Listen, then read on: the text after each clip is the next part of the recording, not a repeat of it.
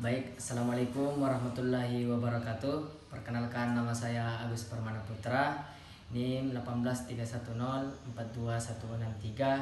dari jurusan Penjaskesrek kelas H angkatan 2018. Akan mempresentasikan hasil PowerPoint yang saya telah buat, yaitu kesepahaman menentukan perspektif, status, dan peranan sosial wanita dalam olahraga. Baik, saya jelaskan dulu apa itu olahraga. Olahraga merupakan aktivitas sosial, sama halnya dengan aktivitas lain dalam proses sosial, yang menyebabkan terjadinya interaksi antar satu individu dengan individu yang lainnya, serta dengan lingkungan di mana individu berada. Dalam interaksi sosial yang terjalin dengan teratur dan tersusun, maka setiap orang mempunyai situasi tertentu yang menyebabkan terjadinya perubahan pada hal apa yang harus diemban dan dikerjakan. Nah, kenyataannya bahwa manusia memiliki dua segi kehidupan, yaitu kehidupan publik dan kehidupan pribadinya. Dalam kehidupan masyarakat itu dikatakan publik. Manusia belajar menerima dan menyesuaikan diri dengan nilai dan keadaan yang sebenarnya yang mungkin tidak diinginkan.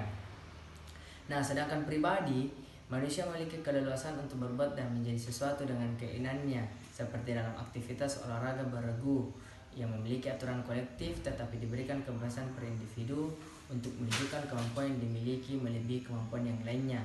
Salah satu contoh dari olahraga beregu atau pribadi itu adalah ada di pada bulu tangkis. Dia ada regu ganda putra dan single putra dan seterusnya seperti itu. Nah, selanjutnya, dalam kasus olahraga pun, interaksi yang terjadi di antara partisipasinya melahirkan tingkatan-tingkatan tertentu atas stratifikasi sosial sebagai sistem lapisan masyarakat. Bukan hanya pada jenis aktivitasnya, melainkan pelaku yang terlibat di dalamnya. Misalnya, ada istilah olahraga elit, olahraga masyarakat, olahraga amatir, dan profesional, olahraga khusus untuk pria, dan olahraga khusus wanita, dan lain sebagainya. Nah, yang baik saya jelaskan yang termasuk dari olahraga elit itu terkadang dari masyarakat itu sendiri yang menggolongkannya. Dia menggolongkan dari olahraga itu dari segi yang pertama adalah kemampuan ekonomi dari orang itu untuk melakukan olahraga tersebut, di mana salah satu contoh adalah olahraga golf.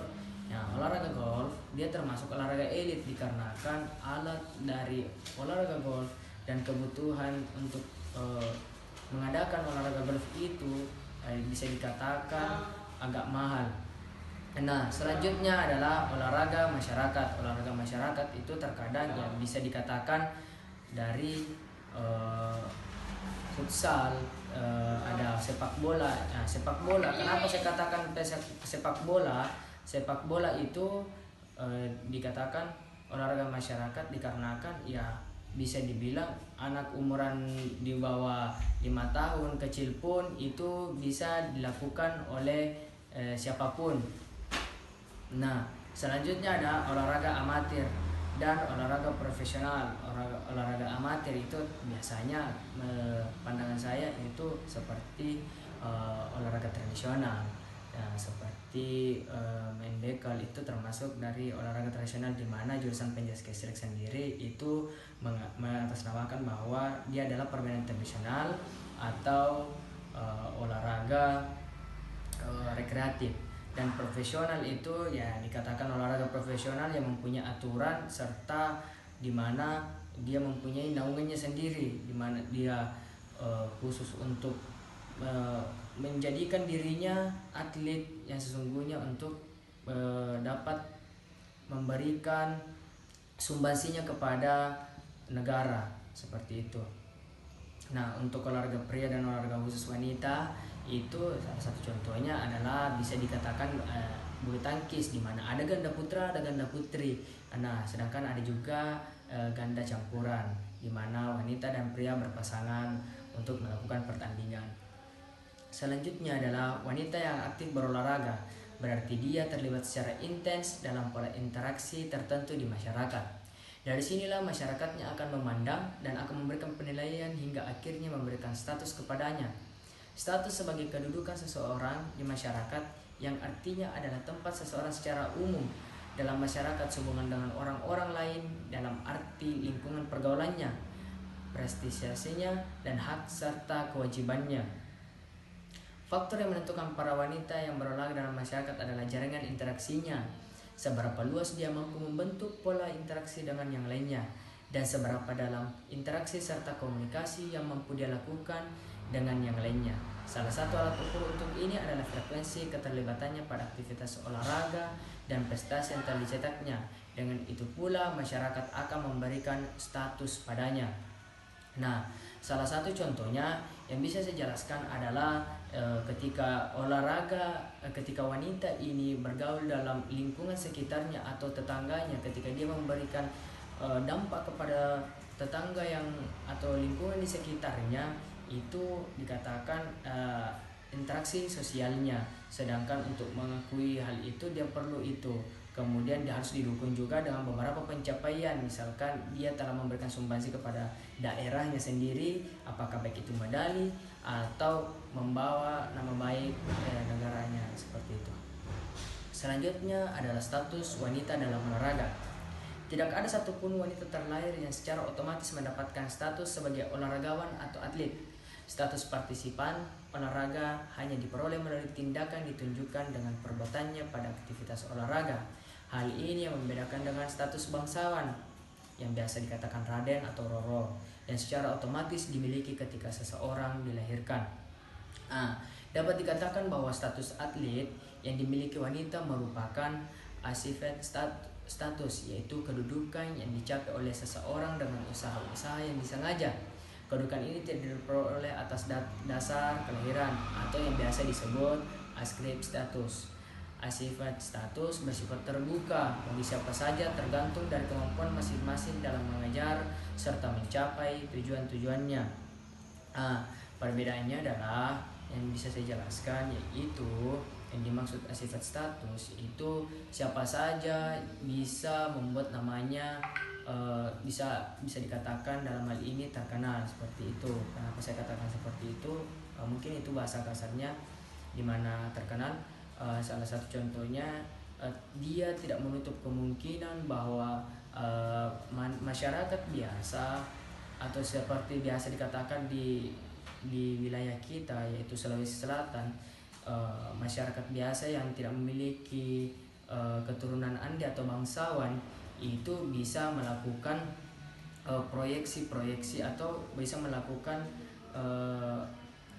kedepannya untuk dirinya, untuk mengejar prestasi agar nantinya bisa diakui oleh masyarakat terbuka, seperti itu. Selanjutnya adalah dari konsep ini, stratifikasi sosial akan terjadi. Semua wanita memiliki kesempatan sama untuk memperoleh status tertentu di masyarakat, tetapi karena kemampuan dan pengalaman berbeda berdampak pada lahirnya tingkatan-tingkatan status yang akan diperoleh wanita dalam partisipasinya di olahraga. Bagaimanapun juga setiap wanita berolahraga menginginkan prestasi dan derajat sosial dalam kehidupan di masyarakatnya, bukan sebagai pengakuan atas keberadaannya oleh anggota kelompok, melainkan sebagai salah satu tuntutan kebutuhan untuk harga diri dan atau self-esteem atau teori kebutuhan menurut Maslow. Nah, seperti yang saya jelaskan tadi, itu dia meningkatkan dirinya untuk memberikan bahwa saya ini bisa lah, seperti itu. Nah, walaupun dia seorang wanita. Peningkatan status sosial wanita berolahraga memaksakannya untuk terus memobilisasi setiap tindakan. Mobilitas sebagai salah satu peningkatan status sosial menurut Ralph H. Turner memiliki dua bentuk, yaitu contest mobility atau mobilitas sosial berdasarkan persaingan pribadi, dan sponsored mobility, mobilitas sosial berdasarkan dukungan. Nah, dalam mencermati bentuk mobilitas, maka pemberian status sosial kepada wanita berolahraga hendaknya mampu diberikan sesuai porsi proses yang telah dilakukan. Hal ini mungkin berdampak kepada proses menghilangkan perbedaan pemberian penghargaan di antara atlet pria dan wanita yang sama-sama menjadi juara di kelompoknya atau gender. Misalnya sejumlah hadiah yang masih diberikan antara kelompok putri dan putra. Terlepas dari itu, status wanita berolahraga memang masih menempati porsi lebih rendah dari kaum pria. Anekdotnya bisa dikatakan karena wanita kalah star semenjak zaman Yunani dan Romawi sebagai perintis olahraga modern, wanita belum memperoleh kesempatan yang luas dibandingkan pria. Bahkan dilarang berpartisipasi meski sebenarnya telah memiliki kemampuan yang sama dengan pria. Dari beberapa mitolog, Artemis dan Athena, Theseus, ada juga Hippolyta. Selanjutnya ada peranan wanita dalam olahraga. Peranan atau role merupakan dinamika dari status atau pengguna dari hak dan kewajiban. Itu yang dikemukakan oleh Susanto. Aspek dinamis kedudukan status itu dikemukakan oleh Susanto. Sehingga apabila wanita melaksanakan hak dan kewajibannya sesuai dengan kedudukannya, maka dia menjalankan suatu peranan.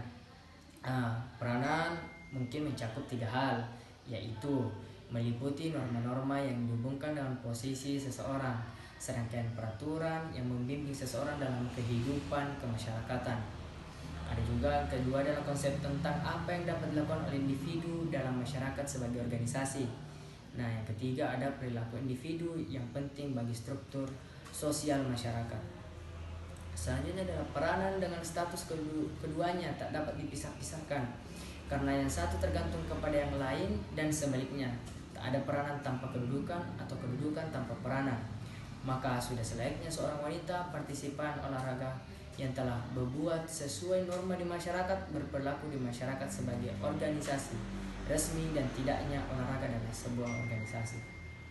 Contoh dalam dunia olahraga, peranan manajer yang melebihi kekuasaan pelatih dalam menentukan siapa atlet yang harus bertanding.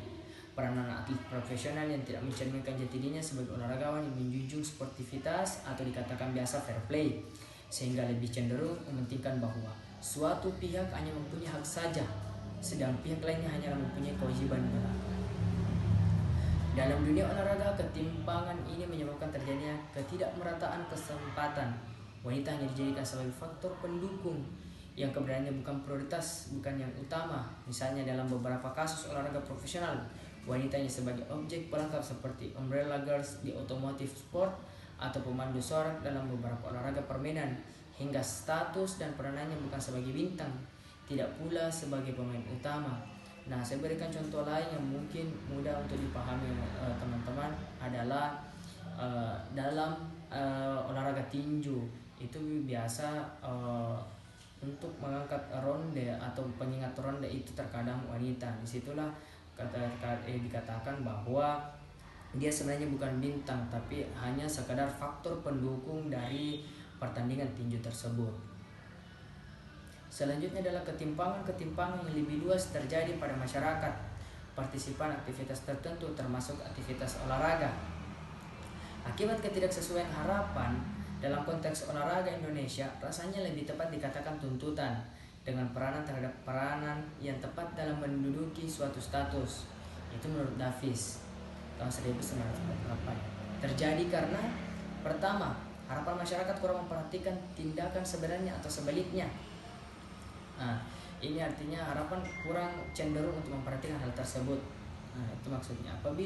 Yang kedua adalah apabila harapan masyarakat akan tindakannya diketahui, akan tetapi waktu dan situasi tidak memungkinkan bagi individu yang bersangkutan. Apabila pemenuhan harapan masyarakat di luar kemampuan individu. Dunia olahraga wanita lebih memperoleh kesialan dari konsep ini. Kita lebih tahu bahwa tim putri kita adalah pecundang tanpa mengerti siapa lawannya dan proses untuk menjadi pecundang, karena kita memang kalah start dalam proses pembinaan olahraga wanita. Artinya yang dimaksud ini adalah bukan artinya wanita-wanita yang ada di Indonesia tidak dapat berprestasi, karena terbukti bahwa Susi ketika itu dapat menyumbangkan emas dan bisa mengibarkan bendera Indonesia di ajang internasional. Itu baru salah satu. Tetapi kenapa masih dikatakan bahwa kesialan? Karena olahraga di kalangan wanita di Indonesia itu masih kurang untuk disosialisasikan atau untuk dikembangkan. Kita agak tertinggal di negara-negara yang maju seperti yang ada di negara-negara Eropa. Dia sudah menerapkan sudah berpuluh-puluh tahun lamanya. Selanjutnya, salah satu penyebabnya adalah perbedaan kesempatan. Menurut Coakley 1990, dari beberapa kasus bahwa wanita masih memiliki sedikit kesempatan dibandingkan pria, terutama di kota-kota kecil dan wilayah pedesaan. Nah, inilah yang saya maksud bahwa perbandingan kita dengan negara Eropa, begitu pula dengan di negara Indonesia, dia juga ada perbandingan antara tentunya yang berada di kota dan berada di pedesaan atau di kabupaten. Yang lebih sering terjadi adalah kekurangan, diantaranya dalam hal pertama, persediaan dan pemeliharaan peralatan dan penyebarannya, penjadwalannya pertandingan dan waktu latihan, kesempatan memperoleh pelatihan dan tutor akademik, penugasan dan kompensasi pelatih dan tutor, ketersediaan obat-obatan dan pelayanan latihan, serta fasilitas publisitas bagi secara individu, tim, dan event. Nah, harusnya Indonesia memiliki keuntungan dalam hal kesempatan wanita berolahraga, karena negara yang dipimpin oleh seorang perempuan juga yang secara karakter psikis lebih menonjolkan perasaan. Wanita pun berkeinginan sama untuk mendapat penghargaan selayaknya pria. Hanya proses ke arah itu tidak berkesempatan sama dengan yang dimiliki pria, karena terkait kebijakan yang dihasilkan adalah kesepakatan dominasi pria yang duduk di lembaga legislatif dan eksekutif. Nah, kedudukan dan peran atlet di masyarakat yaitu yang pertama, keberadaan atlet di masyarakat serta pribadi atlet sebagai individu dipandang sebagai bagian dari pola-pola sosial dan perasaan-perasaan mereka didasari oleh peraturan-peraturan yang berlaku. Yang kedua adalah individu yang hidup dalam suatu peranata sosial dan lingkungan masyarakat akan terlibat kegiatan dan tindakan di dalam kehidupan sehari-harinya. Ketiga adalah sebagai individu yang rasional, seseorang mampu mengevaluasi tindakan secara intelektual. Yang dimaksud ini bahwasanya atlet juga secara kenyataannya dia harus bisa mengevaluasi secara kinerja yang ada dalam otaknya atau apa yang ada dalam pikirannya agar masyarakat itu paham. Selanjutnya adalah hal inilah yang setidaknya memberikan kontribusi bagi pemikiran agar status dan peran wanita dalam olahraga memperoleh porsi yang lebih luas lagi, menyerupai kesempatan diperoleh pria. Wanita tidak lagi berada di belakang dalam startnya untuk memperoleh status dan peran sosial di masyarakat dibandingkan kaum pria. Artinya di mana bahwa wanita juga harus diseimbangkan dengan porsi yang ada dalam pria. Artinya dibalanskan, diseimbangkan bahwa tidak semestinya bahwa wanita selalu lambat dalam perkembangan olahraganya, tetapi dia harus lebih maju agar keseimbangan antara wanita dan pria itu tetap berjalan, sehingga atlet-atlet yang bisa kita produksi atau bisa dihasilkan di negara Indonesia itu lebih maju lagi dibandingkan yang ada di negara-negara luar, yaitu di benua Eropa. Yang kemudian adalah yang saya jelaskan adalah faktor pendukung ke hal itu adalah kesadaran seluruh masyarakat bahwa bagaimanapun juga suatu keberhasilan yang meningkatkan status bangsa di dunia internasional adalah buah kerja sama antara pria dengan wanita, yang dimana bahwasanya pria untuk menjadikan bangsa ini terkenal di dunia internasional itu tidak menutup kemungkinan ada wanita di belakangnya bisa menjadi faktor pendukung atau bisa dikatakan pendorong agar bisa lebih maju lagi. Sama halnya dengan wanita, atlet wanita, untuk mengembangkan atlet wanita bukan berarti kita tidak memerlukan sebuah manajer atau pelatih dari pria, tetapi kita juga tetap membutuhkan seorang pria untuk bagaimana memajukan atau kesejahteraan dari atlet wanita itu. Dari Coakley 1990 mengungkapkan pula bahwa masih adanya mitos yang keliru dan masih dipegang oleh masyarakat, terutama terjadi pada negara-negara yang tingkat pendidikan dan informasi medik masih rendah. Yang pertama adalah keikutsertaan yang berat dalam olahraga mungkin menjadi penyebab utama masalah kemampuan menghasilkan keturunan. Yang kedua adalah aktivitas pada beberapa event olahraga dapat merusak organ reproduksi atau payudara wanita. Yang ketiga adalah keterlibatan intens dalam olahraga menyebabkan masalah pada menstruasi. Keempat, keterlibatan dalam olahraga membawa ke arah perkembangan yang kurang menarik atau menonjolkan otot wanita. Yang selanjutnya adalah wanita memiliki struktur tulang yang lebih rapuh dibandingkan pria sehingga lebih mudah mengalami cedera. Nah, itu tadi adalah alasan-alasan yang memperburuk persepsi masyarakat terhadap keterlibatan wanita dalam dunia olahraga yang secara langsung berpengaruh pada pemberian status dan peranan sosial wanita dalam kehidupannya secara khusus di bidang olahraga dan umumnya di kehidupan keseharian di masyarakat, di mana pola-pola interaksi sosial berlaku di lingkungannya.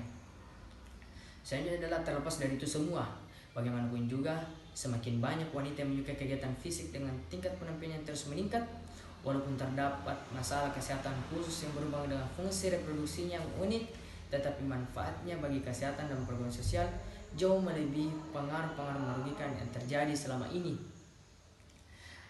Pemberian status dan peranan sosial bagi wanita dalam olahraga hendaknya dapat dilakukan lebih bijak melalui pertimbangan kesesuaian antara apa yang mampu dilakukannya dengan pemberian hak dan kewajiban serta kesesuaian memberikan harapan-harapan bukan dalam bentuk tuntutan. Yang dimaksud dari ini adalah bahwasanya untuk meningkatkan ini tentu ada ilmunya, bagaimana kita untuk meningkatkan wanita dalam dunia olahraga. Salah satu contohnya dalam olahraga sepak bola di Indonesia, olahraga sepak bola wanita itu tidak populer, tetapi untuk futsal saat ini alhamdulillah saya rasa itu sudah berkembang melihat adanya sekarang berjalan itu professional futsal league yaitu woman. Dan di sana ada atlet perempuan profesional futsal. Nah, sedangkan sepak bola belum berkembang. Nah, disinilah perlunya ada pengembangan untuk masalah-masalah kesehatan yang berkaitan yaitu dengan fungsi reproduksi maupun payudara serta otot yang ada pada wanita itu, seperti yang saya jelaskan tadi bahwa ada alasan-alasan kenapa terkadang masyarakat berpikir hal tersebut. Mungkin itu dari saya, kurang dan lebihnya mohon dimaafkan. Wabillahi taufiq wal hidayah. Wassalamualaikum warahmatullahi wabarakatuh.